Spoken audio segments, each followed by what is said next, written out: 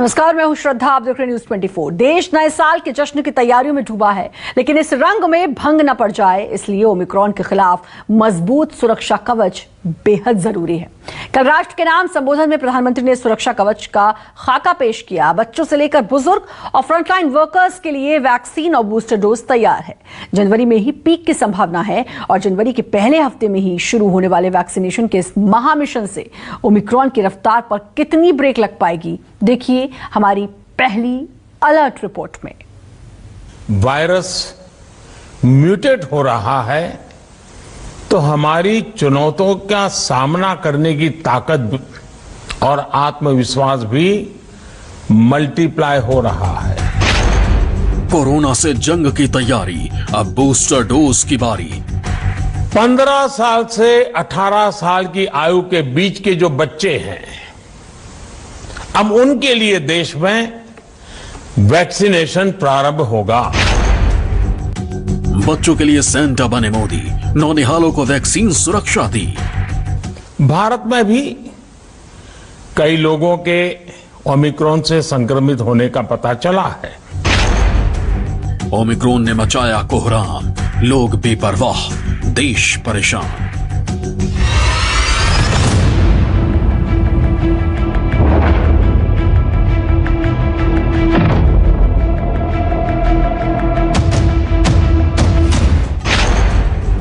Corona से जंग में social distancing, mask, sanitizer, double vaccination, हर हथियार का इस्तेमाल हो रहा है, लेकिन लापरवाही और नियमों की अनदेखी देश को डरा भी रही है। और इन सब के बीच तैयारी हो चुकी है बूस्टर डोज देने की।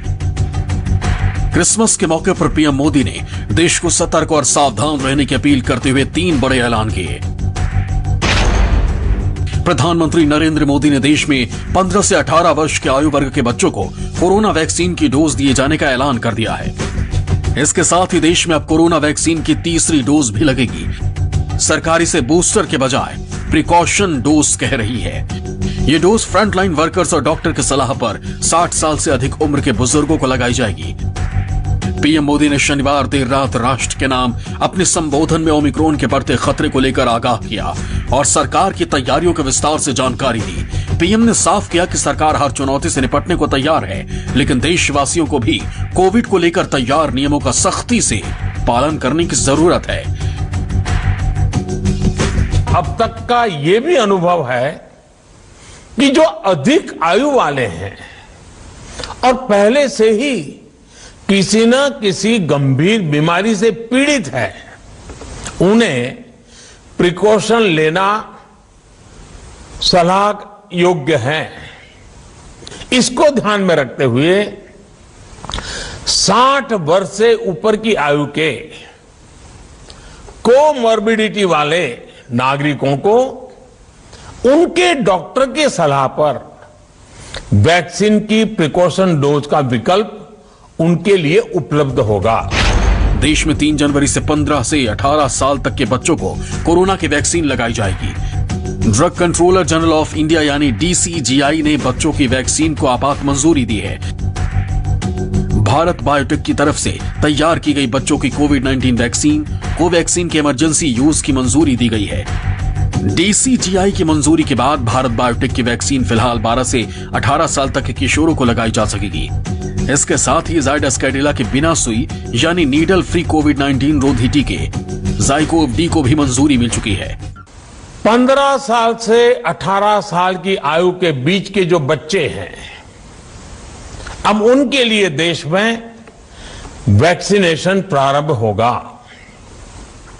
2022 में 3 जनवरी को सोमवार के दिन से इसकी शुरुआत की जाएगी। ये फैसला कोरोना के खिलाफ देश की लड़ाई को तो मजबूत करेगा ही, स्कूल कॉलेजों में जा रहे हमारे बच्चों की और उनके माता पिता की चिंता भी कम करेगा। बच्चों के लिए कोविड सुरक्षा कवच के ऐलान करते हुए पीएम मोदी ने कहा कि बच्चों को वैक्सीनेशन की शुरुआत करने का फैसला स्कूल कॉलेजों में जा रहे मासूमों और उनके माता पिता की चिंता कम करेगा। हमारे लिए बहुत बेनिफिट होगा कि हमारे बच्चों को वैक्सीनेशन लग जाएगी तो हम उनको नॉर्मली लेके आ जा सकते हैं। तो भैया उससे मैं तो बहुत खुश हूँ। और मैं इस बात के लिए अपनी सरकार को और प्रधानमंत्री मोदी जी को धन्यवाद देना चाहूँगा। अगर लगाने से कुछ मतलब बच्चे मतलब उनके लिए सेफ्टी हो सकती है तो अच्छी बात है कि उन्हें लगने के बाद वो सेफ हैं। डर लगा रहता है, पेरेंट्स को फिक्र रहती है। स्कूल अभी तक ओपन नहीं हुई है, बच्चे स्कूल नहीं जा पा रहे, तो हम चाहते हैं कि वैक्सीनेशन हो, उसके बाद कोई रिजल्ट आए पॉजिटिव तो अब हम फिर ऑफलाइन जा पाएंगे वैक्सीनेशन के बाद, कि हमारा को जो रिस्क है, जब ओमिक्रॉन का जो रिस्क है आने वाला टाइम में, हाँ अब वो भी हट जाए। बहुत ही अच्छा लिया है प्रधानमंत्री जी ने जो फैसला लिया है, इससे हम बहुत ही खुश हैं। हाँ, बहुत सेफ फील करेंगे, क्योंकि पहले एक डर रहता था मन में कहीं जाने से पहले कोरोना का और इन सब का, और वैक्सीनेशन के बाद में तो वो सब फ्री हो जाएंगे बिल्कुल। और सेफ्टी के लिए किया है तो सबके सबसे बढ़िया है।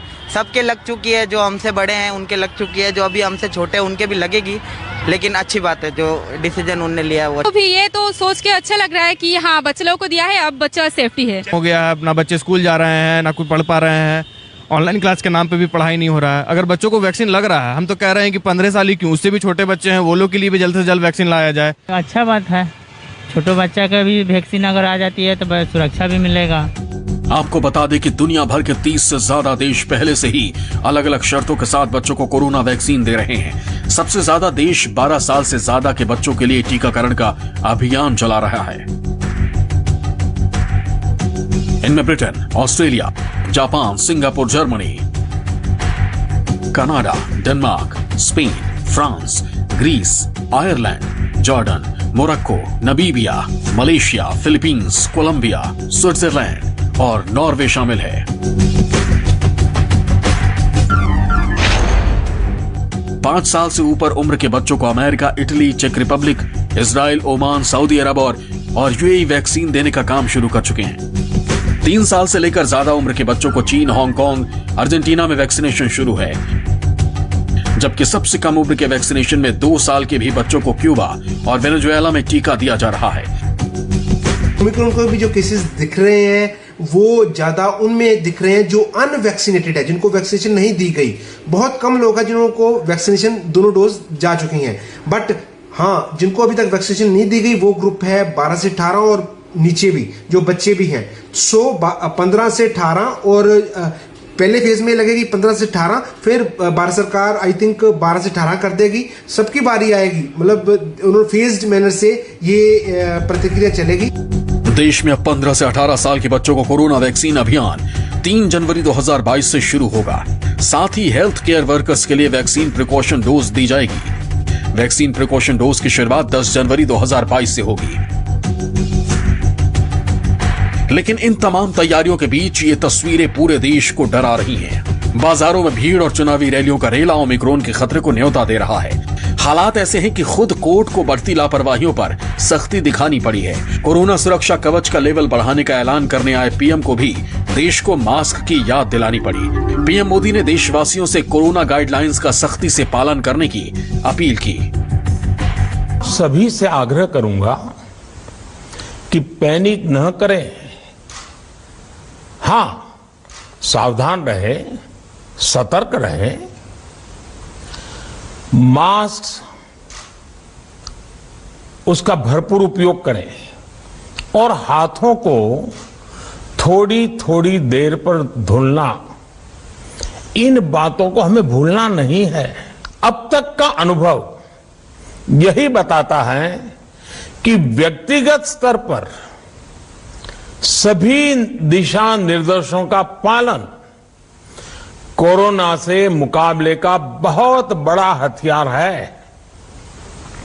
और दूसरा हथियार है वैक्सीनेशन।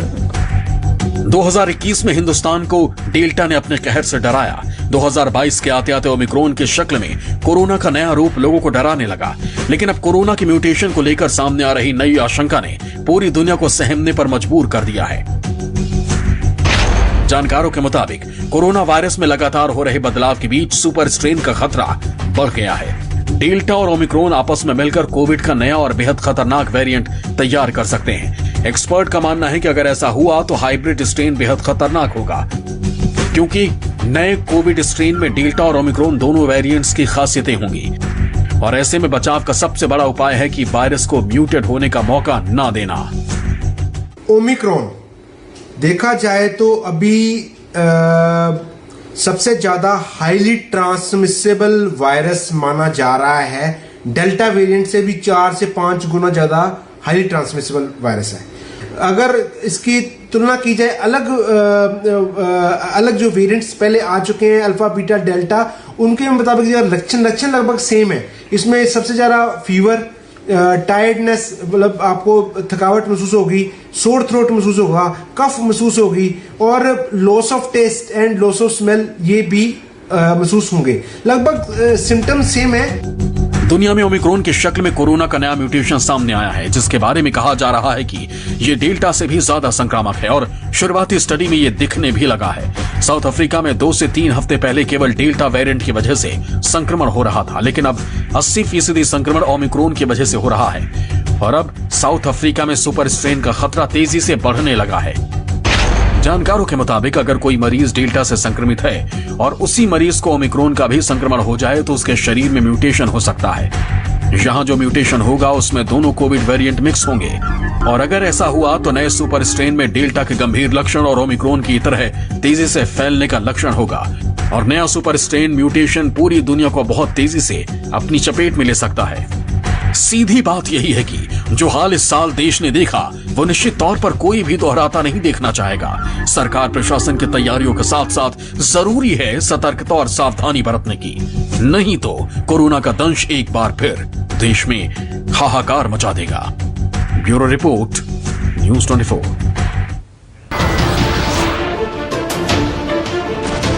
नमस्कार, मैं हूं मानक गुप्ता। अगर आपको हमारा ये वीडियो पसंद आया हो तो इसे लाइक और शेयर जरूर करें और हाँ, हमें सब्सक्राइब और फॉलो करना ना भूलें ताकि आप देश और दुनिया की कोई खबर मिस ना करें। तो जुड़े रहिए हमारे साथ और देखते रहिए न्यूज़ 24।